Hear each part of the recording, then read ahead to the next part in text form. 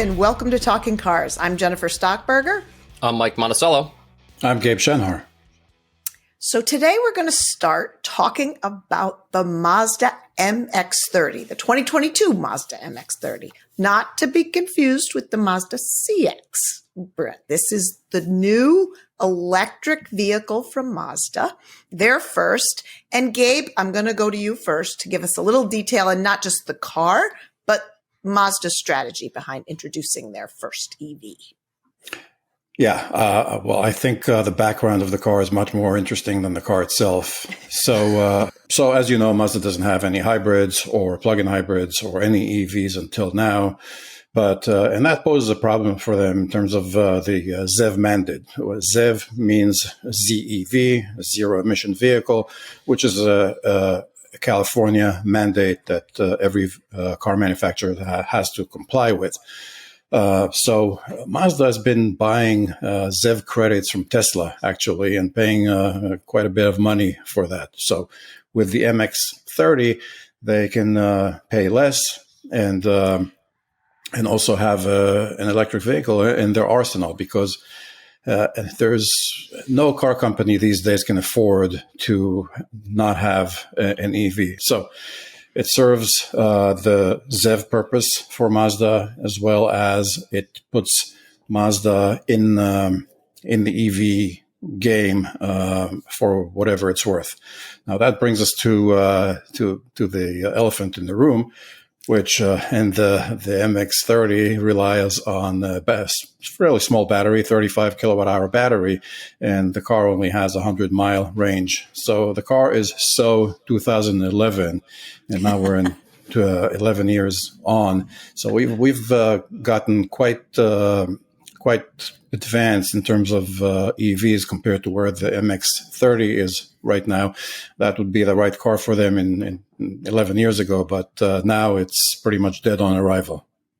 Yeah, mainly because of the range, correct? You're saying, 100 just... Yeah, because of the range and the ratio between the price of the car and the range. I mean, you can get other EVs with much more robust range for the same price, like the Hyundai Kona EV or the Chevy Bolt. Yeah, I just want to clarify a little bit for the audience too, Gabe, this idea of credits that each manufacturer, correct, has to have a certain overall fleet average for fuel economy and emissions. And to do that, again, zero emissions, you have to do some level of EV to gain those credits. If you don't have them as a manufacturer, you can buy them from another manufacturer, like you said, of Tesla, that has a lot of EVs on the road, correct? Am I explaining that right? Right. Yeah. I mean, it's quite a complicated and graded process. Every year, it gets more and more stringent, and Mazda, like other manufacturers like Honda and Stellantis, they've been buying ZEV credits, zero emission vehicle credits, from other manufacturers that have more EVs, hybrids, or plug-in hybrids that can sell those credits. Because the plan is Mazda's only bringing in about 560 vehicles for California only. So it does appear that that's the strategy to meet some of the California mandates. So Exactly. Mike, say 100 miles is fine for you. You have a short commute. You're looking to take advantage of the tax credits, because for Mazda, that would still be available because they haven't sold a ton of EVs or hybrids. Or none. Or none.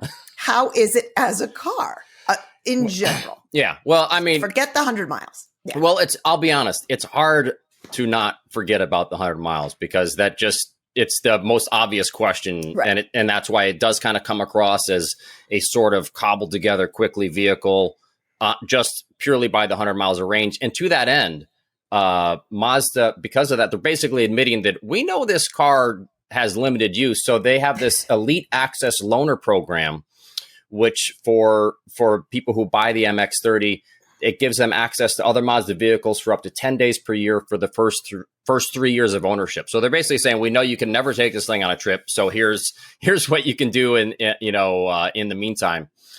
But yeah, it's a strange little car.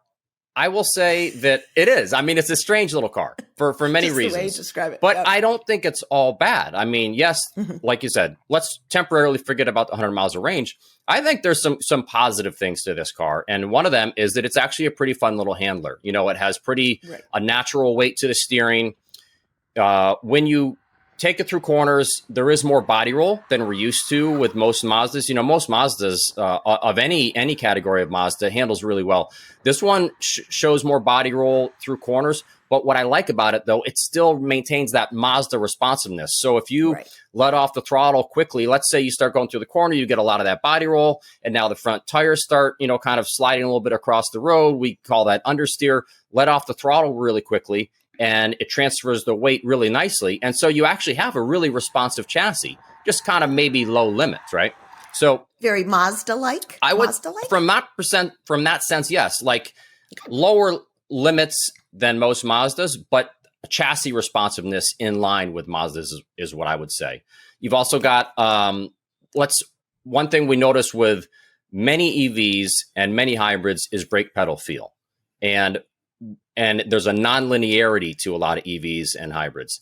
And what happens is the regen braking causes you to have to change your pedal effort as you're getting close to the stop, right? That, or sometimes they're really touchy when you first press on them in a parking lot. This pedal, pretty normal, right? So the only problem I felt with this is that they only have 2 levels of regen braking. You know, so normally we're getting used to, say, like Hyundai, Kia, Genesis products that have like 4 different levels of regen braking that you can adjust anytime you want. This one, you only have 2, and none of them are aggressive enough to do what people in the EV world call one pedal driving, which is the braking force is strong enough during regen braking when you let back off the throttle that you can actually come to a complete stop.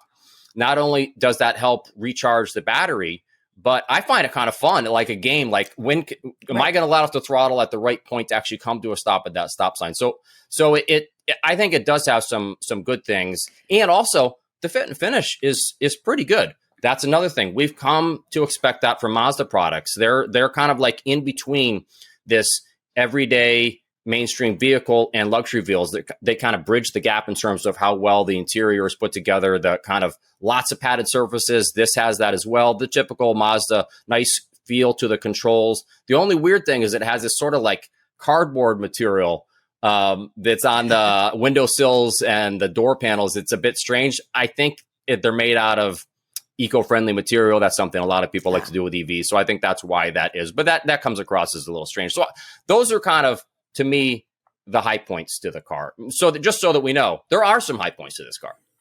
Yeah, definitely. I agree. I mean, the interior is nice and feels pretty substantial and rather upscale. But also, unlike other EVs, in terms of power, it doesn't give you that kind of electric, effortless shove that we have gotten used to with most EVs. So, and also another thing that I don't know, Mazda is trying to probably imitate BMW in some ways, not only because of the control, the central knob for the infotainment controller, but also the rear hinged rear doors. I mean, they are so inconvenient, and they so remind me of the BMW i3, which is by now phased out.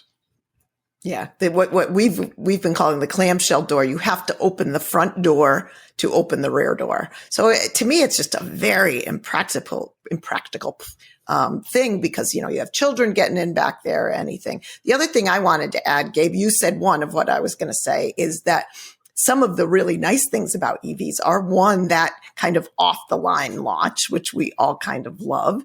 But the other is they're typically very quiet. And this MX-30 wasn't very quiet. So, you know, the things that I would want if I were an EV shopper, in addition to range, it didn't really meet those benefits, I guess, is what I'm saying, of some of the other EVs. I don't know if you guys remember, I mean, the car is not a dedicated EV. It's not designed to be an EV from the ground up. It's basically a converted Mazda CX-30 that became an EV with some significant changes, but it's not. So yeah, I agree. It's not as quiet, not as quick, and rather strange and impractical vehicle. My understanding is there's promise of a plug-in hybrid version MX-30 coming. Yes, they're planning a plug-in hybrid as well. And that might make it a more practical vehicle for a lot of people. But there are certain people out there that are ready for an EV, and a plug-in hybrid is just an interim step, or just or they may just feel that it's too little, too late. You know, it's interesting, Jen, to the point of how loud it is. And I will say that it's the loudest EV I've ever driven. Right, if you open the quote unquote engine bay, motor room, whatever you want to call it, there's no sound insulation in there whatsoever. And it seems like there's room for a range extender gasoline engine or something like that.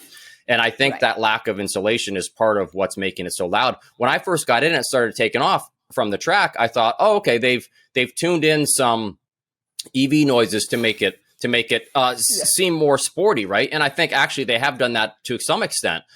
And I thought, okay, it's just during acceleration. And then you get on the highway and there's constant EV noise in the back, EV motor noise in the background, which we just don't see with most other EVs. And you know, we'll have to see what happens when they put this, if they put this gasoline engine in there as well. Then do they add all the sound insulation? But for now, it seems really strange to not insulate that noise out. It's just weird.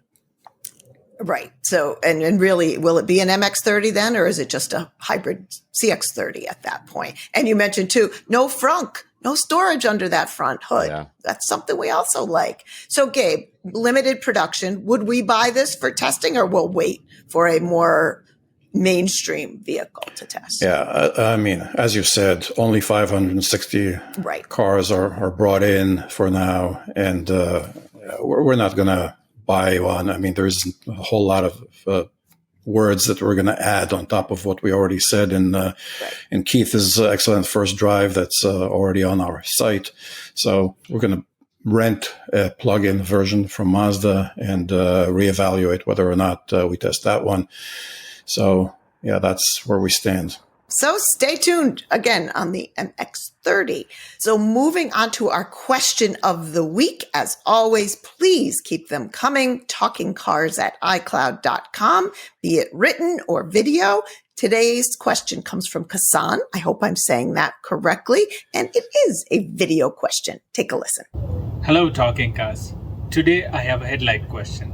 I have almost identical 4Runners. On this side, I have a 4Runner that came with halogen headlights, which I have replaced with LED bulbs. And on this side, I have a 4Runner that came with LED headlights. My question is, what is your expert advice on changing halogen bulbs to LEDs that came with halogen headlight bulbs?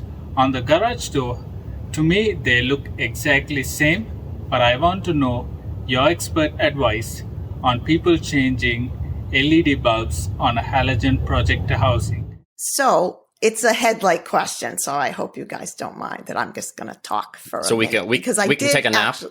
You can take a little nap, because some of the answer I knew, but some I learned. So let me just start, Kassan, by saying technically LED replacements for halogen headlights are not yet legal.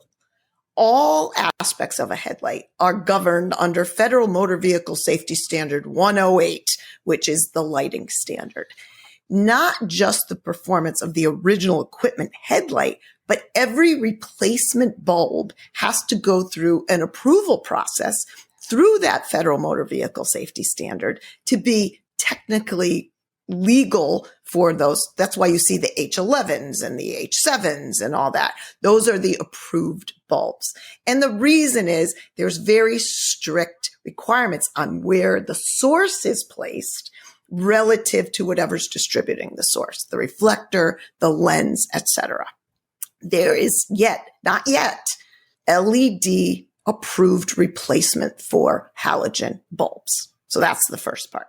Not to say it's not done. And the way they get around that is if you look at the packages, and perhaps, Kassan, you saw this in your case, they will say a front fog light replacement, because fog lights are not governed under that 108 standard, or for off-road use only, or not for on-road use. We see that a lot as a way of marketing the bulbs, but without having to get them approved through the standard.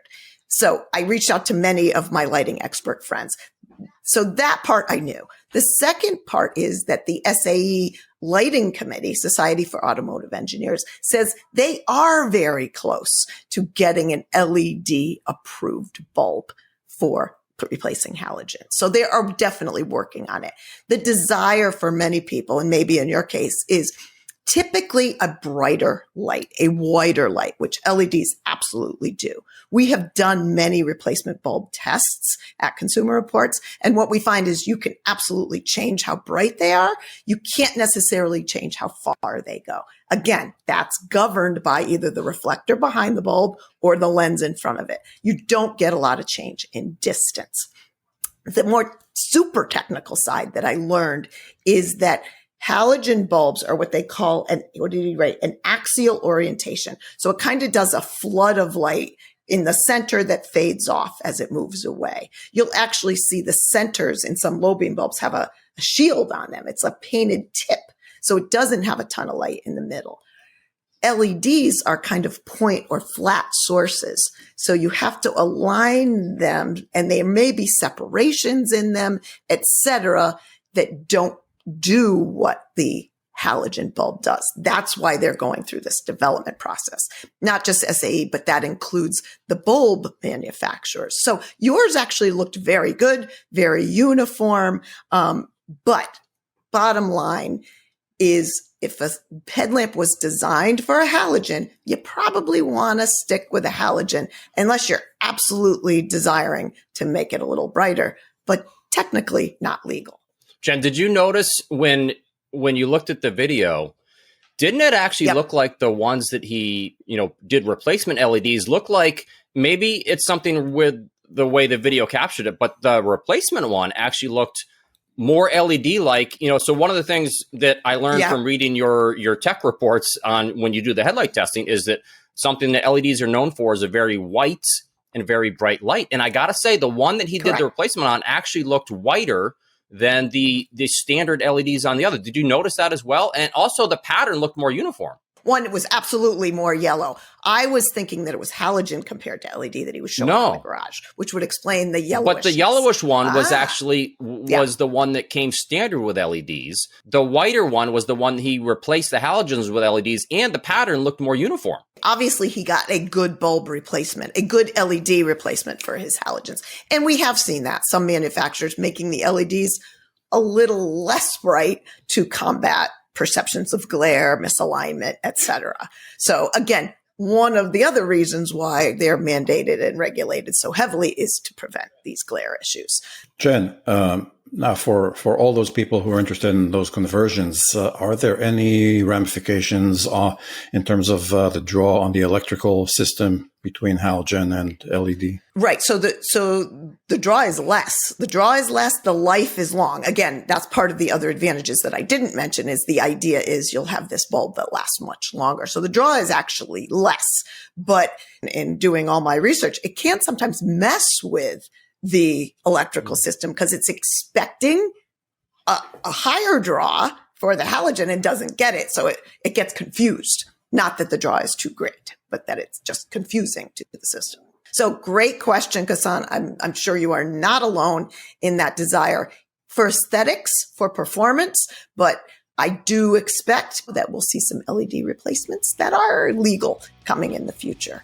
So that will do it for this episode. As always, keep watching, keep listening. Show notes below for any of the things we talked about.